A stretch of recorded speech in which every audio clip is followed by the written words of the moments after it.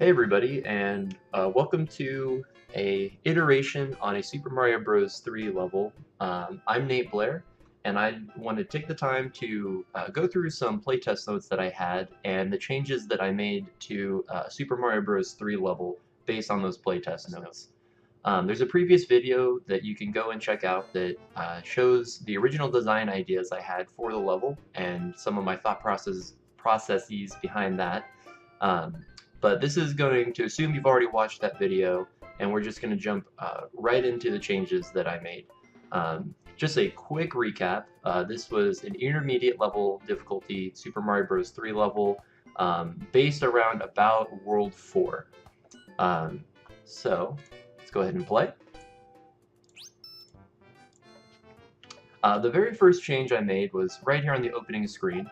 Most of the jumps inside of this level require that the player be running, and by default, this snowy surface is actually slippery, which means that Mario's run mechanic interacts differently with this ground than, like, let's say the grassy ground or the blocks. Running is a lot more difficult and takes more time to build up speed.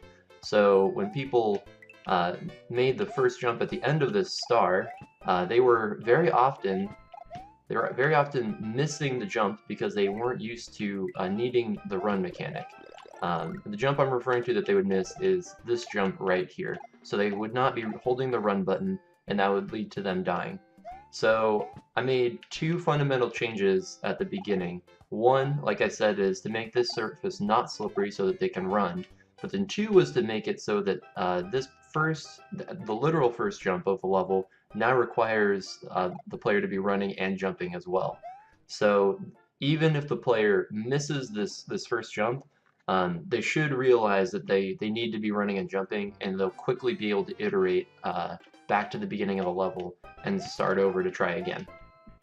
The next change that I made was I had two secrets in the level, which were both positioned right about here. One of them was in the sky, and one of them was down below, and it was a pipe that takes you to the end of the level. I moved the one that was in the sky back to the beginning of the level here, where now the player can jump on this block, and then if you jump again, there's a plant that'll appear. You can take this up to the top, and there's a 1-up in this block here. So the reason that I made this change was that my original thought is that I liked that you needed the power up to fly up to the block, or the set of blocks up there, but because both secrets were in the same area in the level, players never discovered that the secret even existed. So I felt like I needed to move the two secrets away from each other, and since I moved it earlier in the level, that meant that it was harder for the player to require the player to have both power-ups already. So I made a trade-off. The level no longer incentivizes the player to bring the leaf upgrade with them to the level, but at the same time, it means that the player has a better chance of finding both secrets. So I think that that's a better play experience. I've also added a little bit of aesthetic, so I've added these clouds. I've kind of positioned them so that the secrets are around the clouds. So you'll notice that the block's kind of at the center of the three clouds. I'm trying to give a subtle hint, but not a deliberate giveaway that there is a secret here. So maybe the player comes up to that block and tries to jump on the clouds. And then they accidentally discover that there is actually an invisible block there. So continuing forward, most of these jumps are the same. I did change this section so that it's more technical platform jumping. I think that fits better with the level. I had a long string of blocks here that I've broken up into more like 2 jumps just to keep with the overall theme of the level. And then there's a secret down this hole, which used to have coins just on the edge of the screen.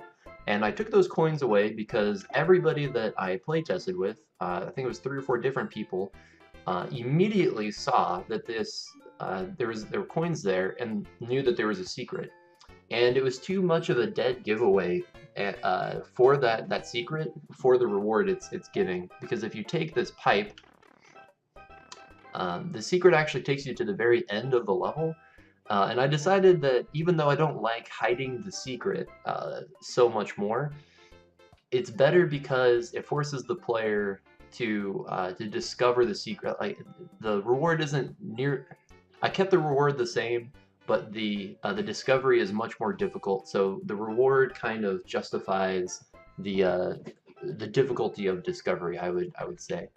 Um, Inside of the secret, I also had a Koopa that was used to escape, but most players were a little bit confused by two things. One is, where were they supposed to go from this secret? So most would try and jump back up into the pipe, and the pipe used to be lower, so I increased the height of the pipe so that it's obvious to the player they can't go back the way that they came. But then they also didn't feel like they could just jump down. So if you go and you start destroying blocks, you'll find your normal secrets. So there's the leaf upgrade, here's the 1-up. But now if you start destroying the smiley face, lo and behold, there's a P block. So if you hit the P block, now all of these turn into coins, and I think this kind of gives the message to the player that they can safely drop through the cloud, and it should not kill them. And then brings them to the end of the level. Yeah, that is most of the changes that that I made inside the level. I messed with a few of the scripts for the Koopas that were, especially the flying Koopas, but those were the fundamentals. People were discovering the pipe secret too often, and then they were not making the first jump without a little bit of instruction. So those are the two major changes that I made to the level. So yeah, if you have any comments or thoughts, feel free to leave them in the comment section of this video, and I hope to hear from you.